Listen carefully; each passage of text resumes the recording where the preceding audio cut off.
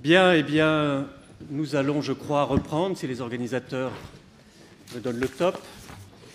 Merci. Alors, je suis Marc-Olivier Baruch, directeur d'études à l'École de hautes études, où j'essaye d'enseigner à les étudiants l'histoire politique de l'administration. Et sont présents à cette tribune Brigitte Gaïti et Vincent Dubois, l'un et l'autre professeurs, je crois, de sciences politiques, cette fois-ci, il n'y a pas de doute. Brigitte à Paris 1, Vincent à Strasbourg, et n'est pas présent, comme vous le constatez, Georges Steinmetz, que je dois excuser, Georges Steinmetz de l'Université de Michigan, qui aurait été volontiers avec nous et que nous aurions évidemment volontiers accueilli. Des raisons personnelles l'en empêchent. Georges Steinmetz, ses derniers écrits portaient sur le colonialisme, et évidemment, les pratiques d'État en situation coloniale sont un point d'application important de ce que nous avons pu lire des travaux de Bourdieu sur l'État.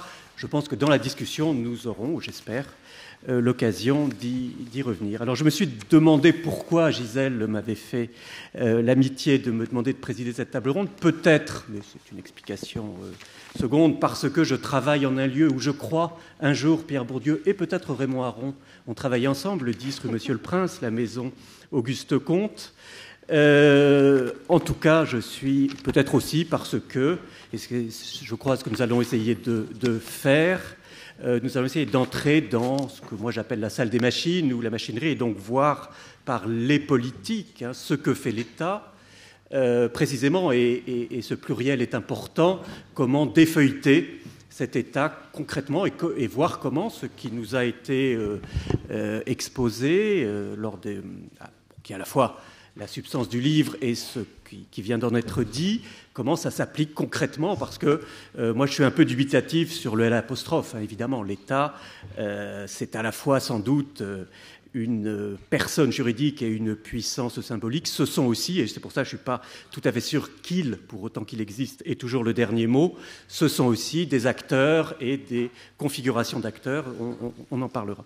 Alors peut-être juste, et j'allais dire, j'abuse de ma fonction, donc symbolique et réelle, du fait aussi que Georges n'est pas là pour prendre un petit peu de temps, réfléchir à la fois sur, en reprenant ce qu'a évoqué Rémi Lenoir, sur ce qu'est l'objet, ce que c'est que de l'oral écrit, et c'est vrai que c'est pas très simple. Alors jadis, c'est quelque chose qui se pratiquait beaucoup dans une configuration, un champ très différent du vôtre. Sciences Po des années 70 et les professeurs de droit, traditionnellement, il y avait les cours de droit, où on retrouvait assez bien ce mélange.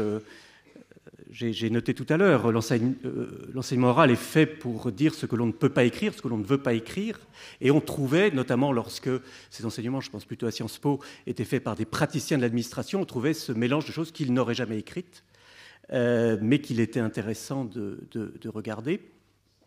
Et moi, travaillant sur Vichy et lisant les cours professés à Sciences Po, en 40 non, mais en 41, 42, 43, on apprend quand même beaucoup de choses indirectement par la bande, par le petit côté.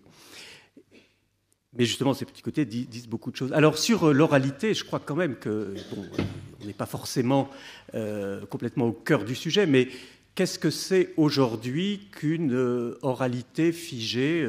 Alors on a signé tout à l'heure des formulaires disant qu'on autorisait nos paroles augustes à être gravées ou conservées pour l'éternité, en tout cas pour longtemps. Qu'est-ce que c'est qu'une oralité non éphémère? C'est-à-dire que ce que l'on dit est vu déjà dans la salle de l'autre côté. Et je salue ceux qui nous regardent dans l'autre salle. Mais qu'est-ce que c'est qu'un cours, qu'un enseignement qui va être YouTubé, podcasté, etc. Je pense qu'on est là en présence, bon, ça n'exclut évidemment pas qu'un jour ce soit écrit, mais on est là en présence d'un nouveau type, d'une oralité comme ça, un peu transcrite ou conservée. Alors, nous sommes le 23 janvier, la date est la date, mais il se trouve que il y a 3 jours, le 20 janvier, c'était le 70e anniversaire. On peut pas parler de commémoration de la conférence de Wannsee, donc un moment vraiment où l'État, là, quel État pour autant que ce soit un État, c'est un autre sujet, utilise pleinement son pouvoir de coercition, de domination, mise à mort. C'est aussi, alors c'était samedi, c'est un anniversaire un peu moins rond, le 219e anniversaire de la mort du roi, que certains appellent la mort du roi et que d'autres appellent le passage du citoyen Capet au rasoir national. Donc effectivement, vous voyez bien que le langage n'est pas tout à fait neutre. Et c'est cet après-midi, au Sénat, la discussion du projet de loi adopté par l'Assemblée nationale il y a un mois, sanctionnant la négation des génocides reconnus comme tels par la loi, avec des jeux de procédures extrêmement intéressants, c'est-à-dire que la commission des lois a déclaré cette loi irrecevable, mais les sénateurs membres de cette commission ne seront pas présents cet après-midi pour que le projet soit adopté, enfin pour autant que l'on puisse prévoir. Donc là, on est vraiment dans des choses très concrètes, et je crois que Pierre Bourdieu, pour autant que j'ai pu lire le texte, avait un rapport. Il ne cesse de dire que le droit constitutionnel est extraordinairement ennuyeux, et il ne cesse d'y revenir. Alors, soit il était très masochiste, soit je ne pense pas, soit il a effectivement perçu, et je pense à tout ce qu'il écrit de la construction du droit constitutionnel britannique, je crois qu'il avait perçu que par le juridique, et notamment c'est le juridique qui va définir le L' de l'État, il avait perçu qu'il y a là évidemment un enjeu extraordinairement important. Alors, avant de laisser les gens qui ont des choses à dire parler, je voudrais, en liaison avec ce sujet, vous faire part de deux souvenirs personnels, et ça s'arrêtera là. D'une part, je suis venu à cette réflexion par Gisèle Sapiro et par sa thèse puis son livre « La guerre des écrivains ». Et je travaillais, je finissais à ce moment-là, j'avais fini mon travail sur l'administration de Vichy, et je m'étais dit qu'il ne serait pas inintéressant de faire, pour une de mes populations cibles importantes, les préfets de Vichy, le travail que Gisèle avait fait sur les écrivains. Je ne l'ai toujours pas fait parce que j'ai reculé, je n'ai pas son sérieux, j'ai reculé devant l'ampleur de la quête et du traitement de données. L'avantage de notre métier, c'est qu'on peut toujours donc garder des chantiers à venir. Il se trouve que je suis désormais membre du comité d'histoire préfectorale installé depuis un mois et présidé par Claude Guéant. Donc je suis sûr qu'il aura à cœur de faire aboutir ce projet, pour autant évidemment qu'on lui laisse l'occasion de continuer à présider ce comité. Et puis un autre souvenir, si j'ose dire un souvenir de demain, puisque demain, par hasard aussi de calendrier, il se trouve que je participe à la mise en place d'un colloque au Conseil d'État sur les fonctionnaires dans l'Europe des dictatures. C'est la manière pour le Conseil d'État de revenir sur un peu l'histoire sainte du Conseil d'État sous Vichy, le Conseil d'État grand protecteur des libertés à tout instant et en tout lieu. C'est une histoire qui a commencé. Vous voyez, ça, c'est les dangers de l'oral éphémère, parce que ça va être... j'espère que tout ça n'est pas podcasté en direct au Conseil d'État. Et donc revenir sur cette histoire sainte, donc un peu réfléchir de manière plus globale sur ce qui a pu se passer dans la tête des gens, dans leur stylo, dans leur cœur peut-être, leur conscience, que sais-je, donc des fonctionnaires, des hauts fonctionnaires ou des moyens fonctionnaires dans ce qui s'appelle l'Europe des dictatures 1938-1948. Donc on va peut-être même un peu en amont d'une Europe d'avant-guerre totalitaire en majorité, à une Europe dans laquelle, à l'Est, va s'installer toute une série d'autres types de dictatures. Donc demain, il y a une réunion de ce comité scientifique qui siège au Conseil d'État, dans lequel il y a beaucoup de conseils d'État, et de membres du Conseil d'État, pardon, donc aussi beaucoup de conseils d'État. Et on a le sentiment que le Conseil d'État est vraiment fait, ou continue à agir comme il le fait, pour démentir ceux qui trouvent que les analyses de Pierre Bourdieu sur le champ dominant-dominé peuvent être parfois un peu tranchées. Là, vraiment, et on pense bien sûr à la noblesse d'État, mais aussi à la distinction. Là, vraiment, il y a ceux qui en sont, il y a ceux qui n'en sont pas. Un de mes principaux soucis pour demain est de savoir si je m'habillerai, comme pour vous, en tweed, vous ne voyez pas le bas, mais pantalon de velours et paraboots, ou si j'essaierai plutôt costume, fausse church, etc. Et donc, on voit vraiment que des institutions d'État de 2012, et des institutions qui presque toutes se sont enorgueillies de fêter le fait qu'elles ont 2 siècles d'âge. La plupart, C'est une question d'ailleurs, est-ce qu'il y a des choses à célébrer là? Donc ces institutions continuent à nous informer donc, par ces pratiques de ce qu'est l'État et de la manière dont, y compris dans les aspects les plus triviaux, hein, ce n'est pas tout à fait secondaire de savoir si on met ou si on ne met pas une cravate quand on va au Conseil d'État, y compris dans leurs aspects les plus triviaux, les plus quotidiens, les plus pratiques, illustrent ce que, dans un tout autre état d'esprit, un tout autre contexte, nous était dit ici. Alors voilà, je voulais parler 5 minutes, je parlais un petit peu plus. Je vais maintenant passer la parole. Alors, peut-être la droite... Non, la gauche d'abord. Alors, priorité à gauche.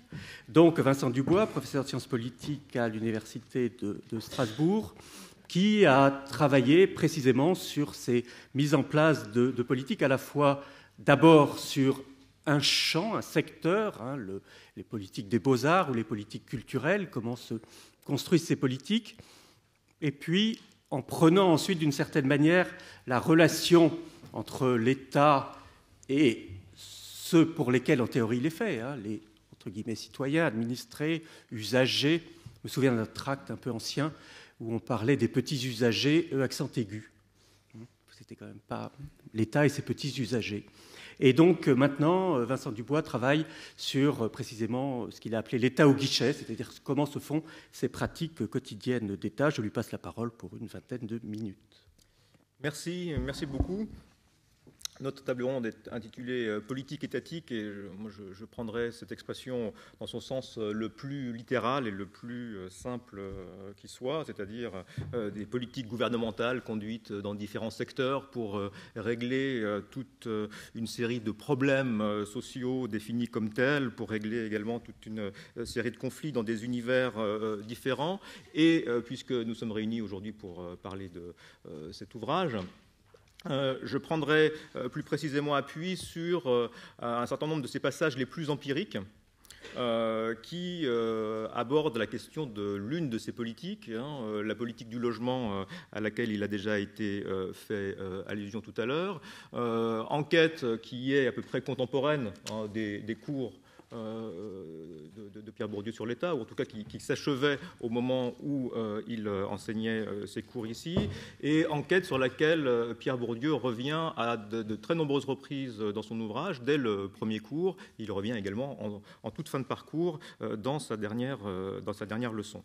Je voudrais simplement, à titre de remarque préalable, indiquer que, à mon sens, ce travail sur la politique du logement, vous me démentirez si je me trompe, mais est assez peu cité, comparativement à beaucoup de travaux de Pierre Bourdieu. Il est assez peu cité par les sociologues qui se réclament de son cadre de travail, sans doute pour des questions d'objet, tout simplement, et il est encore moins cité par les chercheurs, qui, notamment en sciences politiques, s'inscrivent dans la spécialité qu'on appelle l'analyse des politiques publiques, alors qu'il y a là un exemple, me semble-t-il, j'y reviendrai, en tout cas une référence à partir de laquelle on peut se situer, hein, mais dans ce domaine de recherche, aussi bien en France d'ailleurs qu'à l'étranger, ce travail de Pierre Bourdieu, qui est tout de même déjà maintenant ancien, n'est jamais véritablement utilisé, pas même sous l'angle des méthodes qu'il permet d'entrevoir pour objectiver l'espace des positions qui sont au principe de la production d'une politique. Et je voudrais tout simplement essayer de dire pourquoi, à mon sens, c'est un tort hein, que de ne pas davantage utiliser à la fois dans la sociologie générale et dans l'analyse des politiques publiques ce type de travail, les perspectives qu'elle ouvre. Et je voudrais essayer de dire en quelques mots pourquoi. Hein, propos assez modeste, somme toute, qui reprend d'une certaine manière un certain nombre d'éléments de la démarche de Pierre Bourdieu dans son cours, c'est de partir aussi de choses très concrètes, apparemment sans grande importance théorique, mais à partir desquelles on peut tirer un certain nombre de fils qui renvoient à des problématiques, me semble-t-il, beaucoup plus générales. Alors, je ne vais pas faire un résumé de ce travail, vous le trouverez dans les publications antérieures et dans le cours, bien sûr. Je voudrais simplement rappeler, pour commencer très très brièvement, ce que fait Pierre Bourdieu dans ce travail sur la politique du logement. En fait, si j'ai bien compris dans la façon dont il en restitue lui-même la genèse, ce n'était pas un projet initial, c'est lorsqu'il travaillait sur en fait, le logement et le marché du logement qu'il s'est rendu compte que pour comprendre le fonctionnement de ce marché, qui est la particularité d'être très fortement encadré et structuré par l'État, y compris dans les interactions les plus quotidiennes et les plus banales en apparence entre un vendeur et un acheteur de maisons individuelles, eh bien, il fallait comprendre les règles qui structurent et préstructurent en quelque sorte à la fois les pratiques des agences sur ce marché en particulier, mais y compris qui structurent ces relations, y compris ces interactions directes interindividuelles. Et donc c'est à partir finalement d'un autre problème que celui d'une politique ou même d'un autre problème que celui de l'État, me semble-t-il, que Pierre Bourdieu s'est intéressé à ces règles, certes évidemment pas comme un juriste pourrait le faire, mais fidèle en cela à la méthode qu'il avait déjà très largement éprouvée, en restituant la genèse sociale de ces règles, c'est-à-dire en reconstituant finalement l'histoire sociale de l'espace au sein duquel ces règles et ces règlements sont produits. Pour ceux qui l'ont lu, vous savez que Pierre Bourdieu étudie une période charnière tout à fait particulière, celle du milieu des années 70, quand, pour le dire vite, s'opère une sorte de basculement dans la politique du logement qui est elle-même qui est lui-même ce basculement intégré dans un changement d'orientation politique beaucoup plus large, qui, en passant de l'aide à la pierre, qui renvoie davantage au logement collectif et à la construction, à l'aide à la personne, qui renvoie davantage à l'aide individuelle et à l'aide à l'accession au logement, précipite un premier tournant qu'on appellera après néolibéral, qui repose finalement sur des aides apportées au fonctionnement du marché et qui repose sur une conception individualisée des problèmes sociaux. Je le dis de façon très sommaire. Alors, pour étudier ce moment charnière, Pierre Bourdieu va essayer d'établir la structure des positions et des relations de ceux qui sont engagés donc, dans cette réforme et dans l'édiction de ce nouveau règlement. Il utilise les méthodes habituelles et les principes d'analyse habituels. Après avoir établi les positions et les systèmes de relations, il met en correspondance ces positions avec les prises de position sur la question du logement au travers d'écrits, de discours politiques, etc., etc. Et il montre que finalement ce changement est rendu possible par toute une série d'alliances qui n'étaient pas forcément prévisibles au départ, alliances entre notamment des inspecteurs des finances et des ingénieurs des ponts, mais pas n'importe quels ingénieurs des ponts, des jeunes ingénieurs des ponts qui se plaisent à essayer de représenter, d'identifier une fraction moderniste qui veut rénover les politiques du logement contre finalement les tenants de positions plus traditionnelles qui sont les fonctionnaires moins bien placés dans la hiérarchie des fonctions du ministère de l'Équipement et des élus locaux. Alors, je fais ce résumé très rapide qui est un petit peu, encore une fois, sommaire et assez empirique. On pourrait, de prime abord, considérer que ce travail n'est pas finalement si original que ça. On ne fait qu'appliquer un certain nombre de principes de méthode à une politique particulière. En fait, il me semble que c'est un travail qui est tout à fait original et qui, à ma connaissance, n'a pas véritablement d'équivalent. Je ne crois pas qu'il y ait jamais eu de politique sectorielle qui ait fait l'objet d'une application aussi systématique d'un tel programme, allant aussi loin dans l'identification et l'objectivation du système de position. Ensuite, il me semble que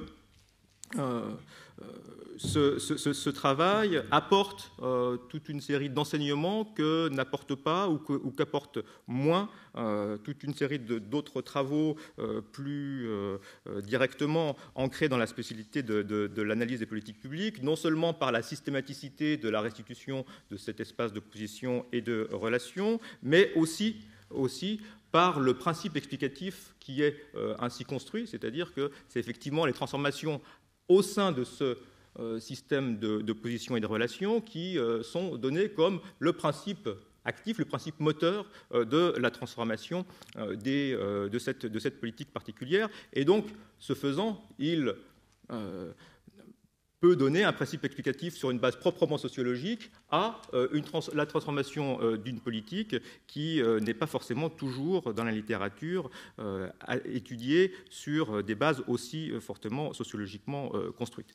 Parce que qu'est-ce qu'il montre finalement? Il montre qu'à propos d'une politique, que le produit, la politique, se comprend lorsqu'on la rapporte à la structure de l'espace de sa production, le champ de la politique du logement, et que finalement c'est donc ces jeux d'alliances qui eux-mêmes sont liés à la transformation de la valeur des différentes espèces de capital bureaucratique qui permet de comprendre ce changement.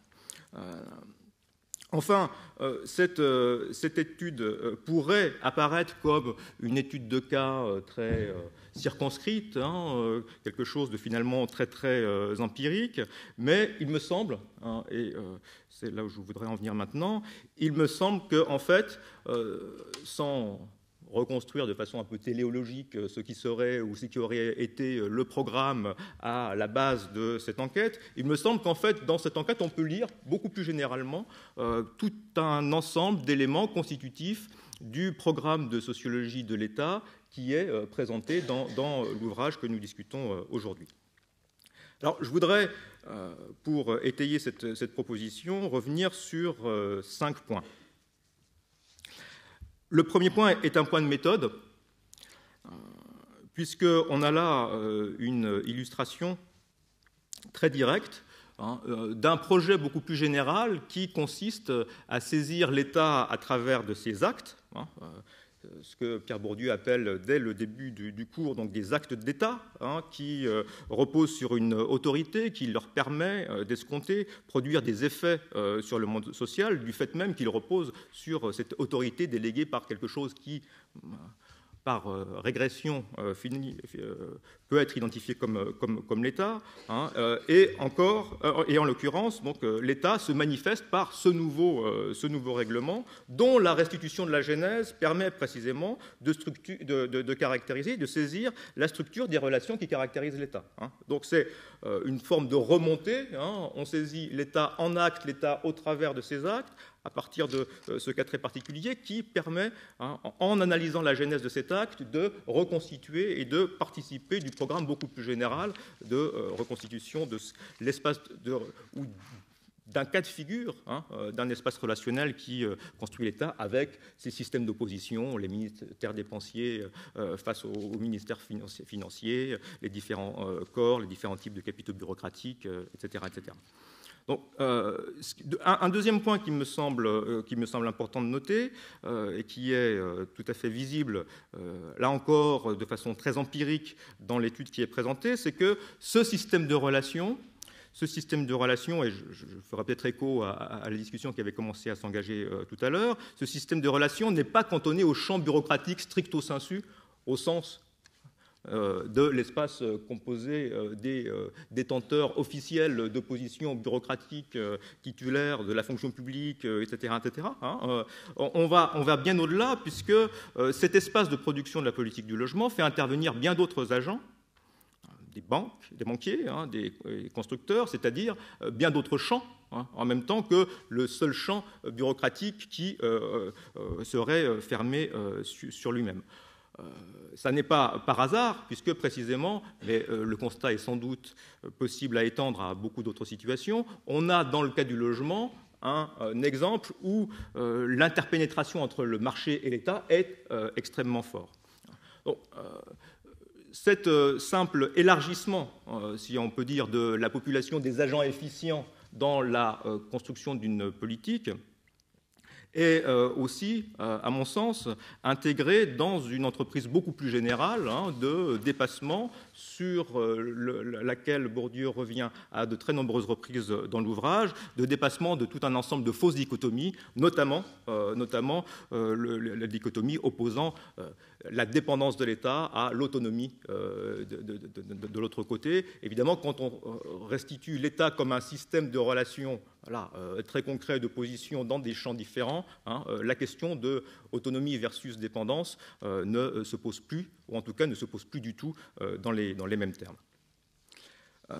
Le troisième point, c'est le fait que ce système de relations soit relativement ouvert. Je dis bien relativement, parce que précisément les conditions d'entrée dans l'espace de cette production ne sont pas ouvertes à tout le monde facilement. Le fait que ce système de relations soit relativement ouvert est au principe d'un autre point qui est extrêmement important dans tout le projet sociologique de Pierre Bourdieu sur l'État. Il est au principe du travail d'universalisation qui caractérise l'État et ses actes. Alors, je pense en particulier, pour revenir de façon, là encore, empirique au cas de la politique du logement, je pense en particulier au rôle de cette instance très particulière sur laquelle revient à de nombreuses reprises Pierre Bourdieu dans son cours, qui est la commission. Cette espèce d'invention institutionnelle et organisationnelle qu'est la commission, qui est en quelque sorte objective, rend visible quelque chose qui est beaucoup plus largement à l'œuvre dans l'État tel que le reconstruit sociologiquement Bourdieu, c'est-à-dire un lieu d'intégration des points de vue, et là je reprends plutôt le sous-titre de la table ronde, le point de vue géométral des perspectives, expression un peu complexe, sur laquelle on pourra revenir. Le propre de la commission, là, très concrètement, c'est effectivement d'intégrer les différents points de vue, d'organiser le dialogue et surtout de mettre en scène le fait qu'on organise le dialogue et la confrontation réglée de ces points de vue, ce qui permet en retour de mettre en scène la synthèse du point de vue des points de vue, pour reprendre cette expression, et qui permet, encore une fois, de prétendre justement un point de vue qui, en intégrant l'ensemble des points de vue, dépasse le point de vue particulier et prétende à l'universel. Donc, cette instance, a priori, sans grand intérêt en tant que telle, qu'est la commission Barre, où se retrouvent des gens pour discuter est-ce qu'on aide à la pierre ou est-ce qu'on aide à logement, en fait, reconstituer et resituer dans ce processus est sans doute un lieu par excellence de production de ce qui caractérise l'État, c'est-à-dire la production de l'universel ou la prétention à la production de l'universel. Quatrième point, c'est précisément ce travail collectif d'universalisation qui est au principe de ce dont Patrick Champagne parlait tout à l'heure, c'est-à-dire la construction des problèmes d'État, la genèse des catégories d'État et de la pensée d'État, la production finalement de la vision étatique du monde social, en l'occurrence, comme je le rappelais tout à l'heure, une vision du monde social favorisant une appréhension individualisante des problèmes du logement et plus largement des problèmes sociaux. Enfin, et ce sera mon dernier point, et en abordant ce dernier point, je reviendrai en quelque sorte à mon point de départ, c'est parce que tout cela, finalement, est lié à des actes, à l'application de règlements, à la distribution de ressources, à tout un système d'incitation et de contraintes qui s'exercent parfois très très directement sur les individus, comme les acheteurs de maisons individuelles, parce que tout ça est lié à ces actes très concrets qui peuvent non seulement structurellement, mais également de manière très très directe affecter les individus. Tout ça fait que on peut construire les politiques d'État telles que les travaille Pierre Bourdieu dans son enquête, les politiques d'État comme ce qu'on pourrait appeler les opérateurs pratiques de l'intériorisation des catégories d'État, ou autrement les vecteurs concrets de l'exercice de la violence symbolique légitime qui, comme ça a été rappelé déjà à 2 reprises, et comme vous le savez tous, est l'un des éléments essentiels de la définition de l'État pour Pierre Bourdieu. Il me semble que là, c'est un élément extrêmement intéressant, extrêmement important, saisir la conduite des politiques comme justement le vecteur de l'imposition, intériorisation de ces normes, parce que ça, en quelque sorte, ça concrétise cet élément qui pourrait sembler très abstrait, monopole de la violence symbolique légitime, qui pourrait rester donc une définition assez abstraite si on ne s'interrogeait pas sur les modalités concrètes de l'exercice de ce pouvoir symbolique, de cette violence symbolique légitime. Et il me semble que là, et je terminerai là-dessus, en faisant précisément, après avoir restitué la genèse de ces catégories officielles, cette phénoménologie de l'État qu'évoque Pierre Bourdieu, c'est-à-dire l'analyse très empirique de la façon dont les individus font l'expérience de l'État, viennent, comme dans les politiques sociales, rechercher eux-mêmes l'identification au travers des catégories d'État, que se joue un mécanisme, me semble-t-il, très fort, qui est au principe du paradoxe de la doxa qui était évoqué tout à l'heure, c'est-à-dire de l'adhésion, si on peut dire, l'adhésion à des catégories doxiques, d'origine étatique, de vision et de division du monde social. Alors, pour ceux qui ont lu le livre et l'article de 1990, sans doute n'ai-je rien apporté de véritablement très très neuf. Qu'est-ce qu'apporte le cours par rapport à l'article de 1990 ? Parce que là, tout était dans l'article d'une certaine manière et plus généralement dans l'ensemble du numéro d'acte de la recherche en sciences sociales sur la maison. Il me semble que le cours a ce mérite de rendre beaucoup plus visible ce qui était déjà implicite dans le travail sur la politique du logement, la façon dont cette étude de cas, appelons-la comme ça, entre en résonance et s'articule avec l'ensemble des éléments constitutifs de la sociologie de l'État de façon plus générale.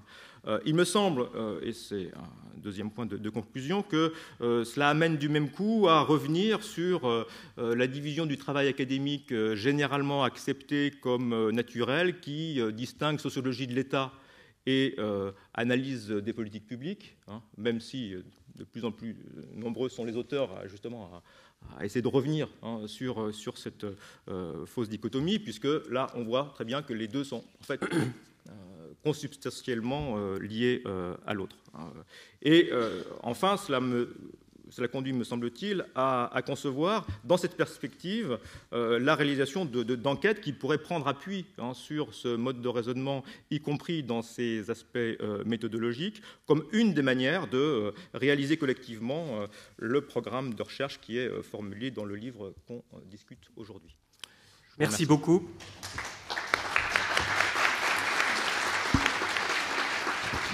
Merci beaucoup aussi pour avoir tenu l'horaire et m'avoir ainsi évité de transformer ma violence légitime en violence effective, mais je ne sais pas si on peut débrancher les micros. Je pense qu'il y aura pas mal de choses à dire, mais que la commission qui décide du passage de l'aide à la pierre à l'aide à la personne soit présidée par quelqu'un qui s'appelle Raymond Barre, qu'on retrouvera un peu plus tard dans d'autres rôles, et pas inintéressant précisément sur cette articulation ou cette distinction à laquelle moi je ne crois évidemment pas du tout, entre le politique et l'administratif. C'est le mode, vous savez, très classiquement. C'est pour ça que l'histoire administrative est tellement ennuyeuse. C'est que c'est l'histoire écrite par des fonctionnaires qui disent « nous, on ne fait surtout pas de politique ». Donc évidemment, comme on part sur une base tout à fait fausse, ça ne peut donner que des résultats nuls ou presque. Alors, j'enlève mes lunettes de Heidegger, et je m'étonne qu'un esprit aussi brillant que Heidegger n'ait pas imaginé qu'on pouvait enlever ses lunettes, et notamment regarder ses lunettes. Je crois qu'effectivement, même, peut-être, c'est difficile, mais peut-être même, depuis l'intérieur de l'État, on peut essayer de regarder l'État autrement qu'en étant derrière ses lunettes.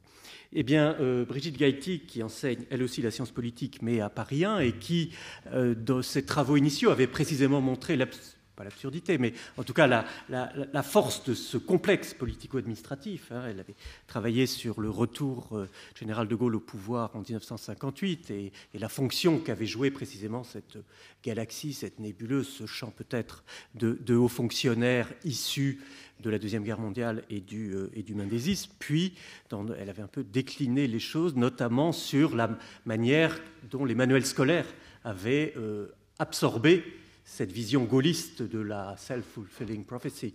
Puisque De Gaulle est revenu, c'est bien qu'il devait revenir. Et on pourrait dire aussi, et c'est d'ailleurs frappant de constater que ça, c'est toujours pas passé, l'idée d'écrire l'histoire de la Troisième République finissant comme décadence, c'est vraiment une lecture vichiste.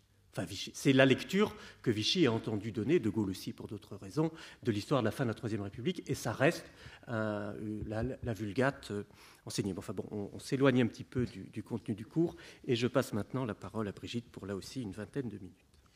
Merci beaucoup. Alors, je vais essayer de vous dire, puisque je pense que c'est un petit peu le contrat de notre participation à ce colloque, c'est de dire quelle lecture on peut faire aujourd'hui de cette transcription ou transformation du cours de Bourdieu sur l'État, quelle lecture on peut en faire. Et Dieu sait si aujourd'hui, me semble-t-il, j'y reviendrai, c'est une lecture qui nous interroge, à un moment où, je ne sais pas, on parle de faillite de l'État réel, enfin, on évoque la possibilité de faillite de l'État, eh bien, de lire un livre qui... et c'est un des points que je travaillerai un petit peu, qui est partagé entre cette histoire d'une emprise, cette histoire d'une réussite. Nous sommes tous étatisés. Et en même temps, le dernier mot de ce livre, c'est le retrait de l'État. Et donc voilà, c'est un peu cette espèce d'énigme, je trouve, ou en tout cas peut-être de choses qui hantent un peu la lecture, en tout cas ma lecture, j'en sais rien, qui hante ma lecture de ce texte, que cette dernière formule, le retrait de l'État, et qui, me semble-t-il, est une des manières de revenir ou de relire l'ensemble du livre. Alors, quelle lecture possible ? Moi, ce que je pense de... peut-être à questionner, ce sont les temporalités qui sont engagées dans l'écriture de ce cours, ou dans la manière de dire ce cours, puisqu'il fait coexister des choses curieuses, une histoire très longue de la construction de l'État, avec la cour du roi, les lits de justice, et puis des moments effectivement très actuels, et puis ce retour un peu effectivement stratégique, j'y reviendrai aussi, sur l'analyse des politiques du logement et cette commission des années 70. Donc comment on fait tenir ensemble ces histoires-là, sauf à dire que l'histoire actuelle ne ferait que réactualiser à chaque fois l'histoire longue. C'est une possibilité, c'est peut-être pas totalement ce qui peut être fait ou est fait dans ce livre. La deuxième question, qui est toujours une question sûre, mais qui est liée à celle-là, qui est toujours une question sur la temporalité, c'est celle de l'irréversibilité. C'est-à-dire que ce que décrit Bourdieu et ce que dit à plusieurs reprises Bourdieu dans ce livre, c'est qu'il y a, il rappelle des choses qu'on connaît sur les possibles non advenus, mais qui deviennent des possibles impensables, impensés qu'on oublie, une jeunesse qui disparaît et qui fait que ça a toujours été ainsi. En fait, on a l'impression que ça a toujours été ainsi, ça s'appelle une naturalisation. Et ces possibles qui se ferment, qui deviennent impensables, qui naturalisent un sens de l'histoire. Évidemment, aujourd'hui, il me semble qu'on est amené à se poser ces questions-là, même si sociologiquement on comprend bien que c'est un processus, ça ne s'arrête pas, ça ne fait que se transformer, se déplacer, etc. N'empêche qu'il y a des moments qui sont interrogés, des moments de cliquet dans un processus, des moments où on ne peut plus, ou en tout cas l'évidence, me semble-t-il, aujourd'hui, une certaine évidence de l'État disparaît. Voilà, c'est un des points que l'on peut essayer de penser. Et elle disparaît, cette évidence, non seulement pour des sociologues, pour des politistes, mais elle disparaît peut-être aussi pour des hauts fonctionnaires, pour des gens qui ont à voir avec l'État. Et finalement, ce que disait tout à l'heure Vincent Dubois sur l'individualisation des politiques sociales, qui est un des grands points, évidemment, qui a été mis à jour par tout un ensemble de travaux dans différents secteurs des politiques sociales, mais évidemment particulièrement par Vincent Dubois dans ses travaux sur le guichet de la CAF. Eh bien, il y a toute une réflexion à avoir, me semble-t-il, sur la débureaucratisation, en tout cas la moralisation, la refamilialisation, je ne sais pas si on pourrait dire ça, d'un certain nombre de façons de faire qui seraient intéressantes à travailler. Alors le premier point, c'est cet enchevêtrement donc entre une histoire longue et temporalité longue et une temporalité plus courte, plus mouvante, plus accidentée, qui est celle de l'action publique. Alors évidemment, on pourrait dire, je le disais tout à l'heure, que les dispositifs d'action publique, les réformes ne font qu'actualiser des structures existantes, ce qui est sans doute vrai. Et c'est vrai aussi que l'histoire de l'État se rejoue dans la manière dont on accorde un crédit ou pas, dont le vendeur devient délégué d'une banque et qui, durant l'échange, incarne au moins les politiques de crédit. Alors, est-ce qu'il faut penser ça comme une histoire courte de la politique et de la science politique contre une histoire longue des structures, c'est-à-dire des historiens et des sociologues? Évidemment, dit comme ça serait très scolastique, très scolaire. Mais c'est aussi une invitation empirique, me semble-t-il, et c'est tout l'intérêt de ce cours et de ces moments d'enchevêtrement ou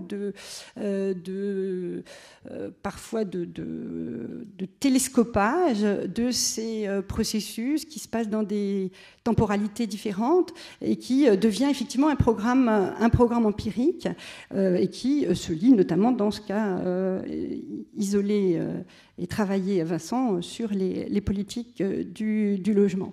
Alors, évidemment, ces politiques, cette transformation, ça nous invite à dater le texte doublement. Dater le texte doublement, c'est-à-dire... je ne sais pas si c'est stratégique, volontaire, ni si c'est un hasard de l'histoire, mais quand il travaille sur cette commission du logement, il travaille sur le milieu des années 70 ou le début des années 70. Et il se trouve qu'aujourd'hui, et contrairement à ce qu'on a pu dire dans une histoire politique la plus visible sur le tournant de la rigueur en 1982 ou 83, beaucoup de travaux font apparaître un tournant libéral, je ne sais pas si le terme est bon, enfin, dans les années 70, voire dans les années 60 maintenant. Il y a des travaux de Margaras et d'autres sur ces questions-là. Donc ça, c'est pas tellement pour le plaisir de la datation régressive, c'est pour voir comment ça se saisit dans des petits dispositifs qui étaient des dispositifs invisibles. C'est-à-dire, au fond, ce que décrit, et il le dit bien d'ailleurs Bourdieu, ce qu'il décrit, c'est avec Rosine Christin, ce qu'il décrit, c'est quelque chose qui est vraiment trivial. On module, on ne passe même pas complètement de l'aide à la pierre, c'est-à-dire l'aide au collectif, à l'aide à la personne, mais on commence à donner des dispositions pour aider la personne, des petites choses. C'est évidemment, ça peut être interprété, sur le moment, ça ne l'est pas.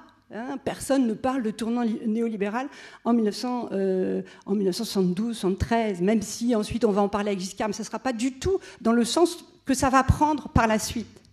C'est-à-dire de cette transformation conjointe et sans doute non orchestrée, de petites dispositions, de petits dispositifs qui, évidemment, vont faire sens après coup et qu'on va pouvoir ensuite requalifier et retrouver comme des moments de basculement, des façons de faire. Alors, des moments de basculement qui sont portés, et c'est là aussi l'intérêt du travail de Bourdieu et Christin, c'est qui sont portés par des hommes de l'État.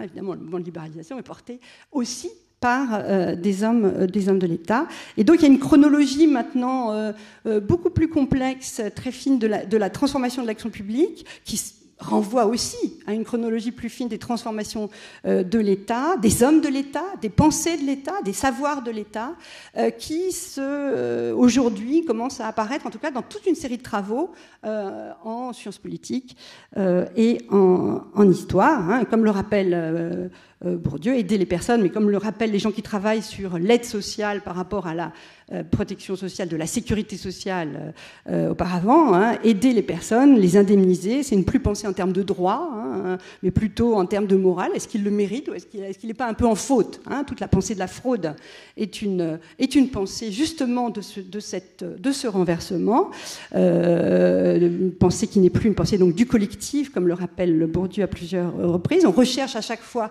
des causalités singulières, hein. S'il échoue à l'école, s'il est au chômage, est-ce que ça tient pas quand même un petit peu à lui, hein? Bon, il y a des choses de cet ordre-là qui se jouent dans les guichets, qui se jouent dans les écoles, hein, et que rencontrent les fonctionnaires de contact, hein, qui sont chargés de traiter les dossiers, traiter les personnes, etc. Et donc ce que retrouve ce travail, c'est la trace de petites bifurcations qui ne sont pas peut-être pas totalement décisives, qui peuvent le devenir, qui vont le devenir, et qui vraisemblablement renvoient, et c'est ce que montre là aussi le travail sur le logement, renvoie à des choses qui ne sont pas forcément idéologiques. C'est-à-dire, bien sûr, il y a sans doute des gens qui croient à l'État et des gens qui croient au libéralisme, hein, mais ce qu'il met en évidence là, c'est plutôt des luttes de position bureaucratique, des luttes. Alors ça sera un des points peut-être à discuter entre main droite et main gauche. Je pense que, par exemple, dans le secteur social, il y a une main droite et une main gauche aussi, hein. Le secteur social n'est pas la main gauche de l'État, hein.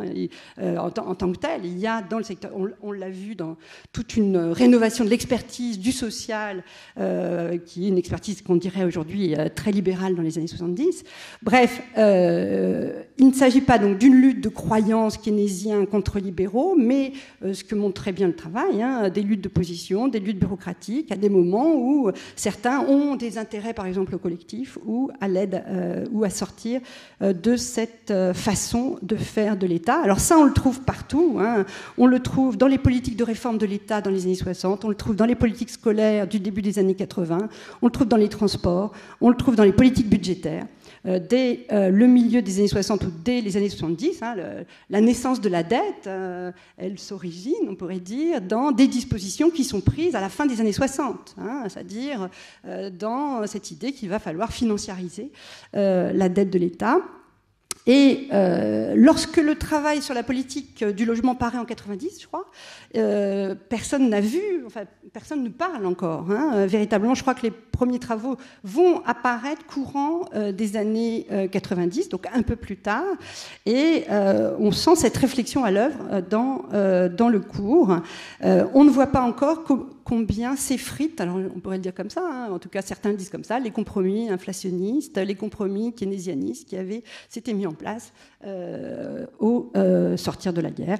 Et de ce point de vue, il y a donc une grande actualité et l'occasion de réfléchir sur ces transformations de l'État et sur le programme empirique qui s'ensuit, parce que je trouve intéressant, il y a plein d'intuitions de Bourdieu quand il dit qu'il faut travailler sur les circulaires, par exemple, hein, pour comprendre le rapport au droit. Bon, c'est des choses qui aujourd'hui sont beaucoup plus faites. Ça a été fait par Alexis Spire sur les étrangers, ça a été fait par un juriste qui, je crois maintenant, qui a aussi travaillé au GISTI, qui est Dadouche. Enfin, il y a une thèse sur les circulaires, sur ce rapport très particulier à l'autorité administrative qui se joue dans ces textes, qui sont des textes de rang inférieur et qui peuvent se permettre de jouer avec le droit, d'être dans la marge du droit. Donc voilà, il y a des choses qui sont, de ce point de vue, tout un programme d'études qui sont intéressants et qui, notamment pour moi, m'intéressent au sens où, vraisemblablement, il révise à la baisse toute l'idée du moment keynésien, à la baisse en durée, et d'autre part, qui en font un moment beaucoup plus composite que ce que l'on pouvait voir auparavant. Et évidemment, le cours est aussi, on pourrait presque dire, encore une fois, doublement daté. Il est professé donc entre 89 et 91. Si vous avez une vague connaissance de l'histoire économique récente, c'est juste avant, enfin c'est au moment où se déclenche une première grande crise économique, un moment de récession, une première crise financière. C'est le moment entre 1991 et 1990, on passe de 124 à 234 milliards de francs de déficit budgétaire, donc une augmentation de 90%. Enfin, c'est des petits chiffres comme ça, mais qui rappellent qu'on est dans un moment très particulier sur une nouvelle représentation publique de la dépendance de l'État. Dépendance liée au mouvement de financiarisation, qui, je le rappelle, est ancien, mais qu'on commence à vraiment prendre en compte publiquement, analytiquement, à partir de ce moment-là. Évidemment, Maastricht 1992, c'est un an plus tard, la fin du cours. Là encore, d'autres contraintes liées à la ratification, à la marche vers l'union monétaire qui va se mettre en place. Évidemment aussi, on commence à prendre la mesure d'une autre forme de transformation des périmètres de l'État autour de la territorialisation, la décentralisation et la manière dont l'État peut gouverner, intervenir dans ce qui était devenu, dans l'histoire de la construction de l'État, des provinces. Donc, l'imbrication de ces processus tend effectivement à l'accroissement des dépendances de l'État. Et du même coup, il me semble qu'on voit surgir et se développer des tensions que le cours n'ignore pas, c'est-à-dire entre à la fois quand même un accent, évidemment, c'est tout un des grands apport de la pensée de Bourdieu, c'est cette montée en puissance du droit, du corps des juristes, de la manière dont l'étatisation se fait dans les corps et dans les choses, comme Patrick Champagne le rappelait tout à l'heure. Et en même temps, alors ça c'est évidemment une grande partie du cours, mais c'est toujours, moi je l'ai lu comme ça, alors c'est peut-être mes obsessions à moi que je reporte sur ce qui est dit, mais il y a toujours dans le cours, dans chacun des cours, il y a toujours une référence ou quelque chose qui surgit et qui touche. Alors ça peut être aux pratiques effectivement de corruption. Alors ça peut être dans la Chine ancienne, mais ça peut être aussi évidemment dans les fonctionnaires, le rôle des fonctionnaires, la manière dont ils peuvent de temps en temps retenir l'information, s'approprier un certain nombre de ressources ou jouer avec le droit, etc. Et donc on a tout un ensemble de questions qui se posent de cette façon. On sent, quand il dit par moments le retour du privé,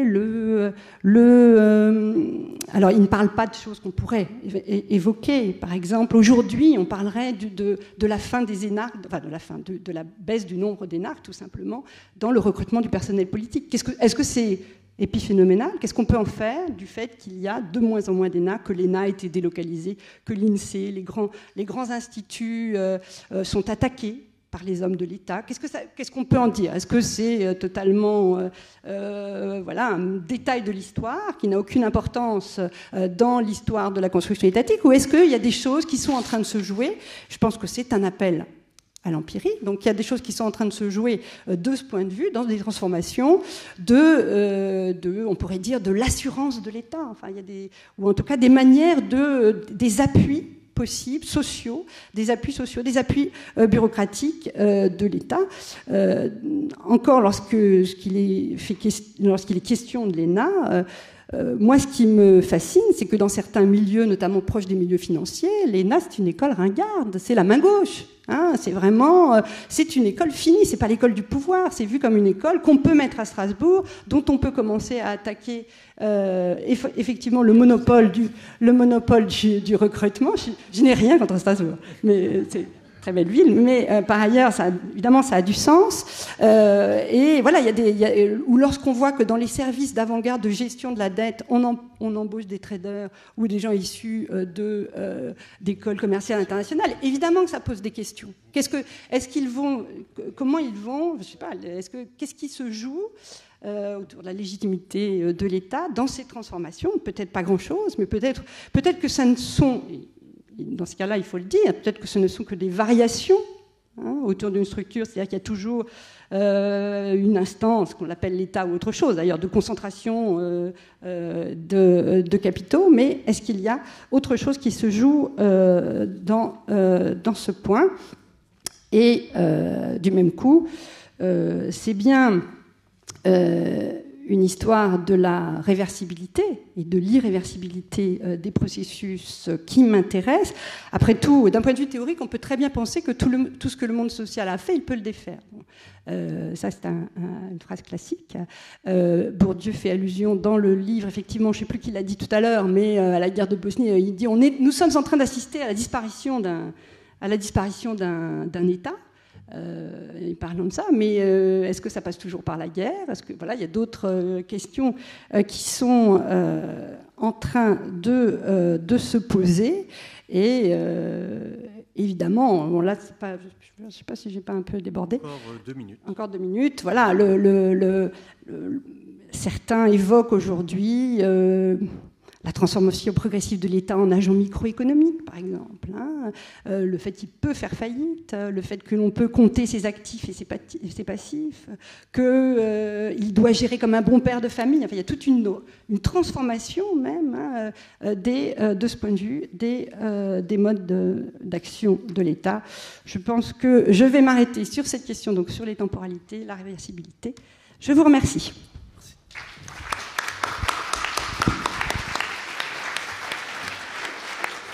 Merci beaucoup. Je crois qu'effectivement, on a eu beaucoup de matériaux. Donc pour ce dialogue à trois, si j'ose dire, la tribune, bien sûr, la salle, mais aussi peut-être les inventeurs du livre et de la journée, peut-être nous éclaireront-ils aussi sur cette articulation géométrale-perspective qui nous pose un peu problème, mais personne n'est revenu dessus. C'est intéressant que vous ayez l'un et l'autre pointé l'importance de l'exemple logement et du passage aide à la pierre, aide à la personne, parce que au fond a été réalisé là ce qui est une sorte de rêve, je ne sais pas si on peut dire de la droite ou néolibéral, qui serait pour le scolaire et peut-être pour l'universitaire l'équivalent, c'est-à-dire grosso modo le chèque scolaire, le chèque universitaire, tout n'a qu'à être payant et puis on va financer la demande et ce sera la vraie compétition. Je ne sais pas, alors pour le scolaire, c'était le grand débat des années 80, et quand même la chute du premier gouvernement d'Union de la gauche là-dessus. Pour l'universitaire, c'est en train de se jouer maintenant, donc Pierre Bourdieu ne l'a pas vu, peut-être l'a-t-il anticipé. Et alors, peut-être juste une remarque en écoutant Brigitte, parlant donc du déclin de l'ENA et des traders gérant la dette. Après tout, que les traders soient au sein de l'État présent pour gérer la dette, pourquoi pas. Moi, ce qui m'avait un peu plus surpris dans le ministère dont je suis originaire, qui était le ministère de la Culture, c'est qu'à un moment, il recrutait à tour de bras des HEC en disant, au fond, finalement, la meilleure école pour gérer la culture, ce qui est important dans gérer la culture, c'est pas tant la culture que gérer. Et j'ai entendu une très haute fonctionnaire du ministère de la Culture m'expliquer que la direction de la fonction publique, une grande création de la libération en même temps que l'ENA, avec l'idée d'avoir une politique plus démocratique de la fonction publique. Ça a marché ou ça n'a pas marché. Mais, je cite, la direction de la fonction publique, c'est la DRH de la holding État. Ça m'avait quand même fait un peu bizarre. Alors voilà, sur ce, la parole et les micros circulent.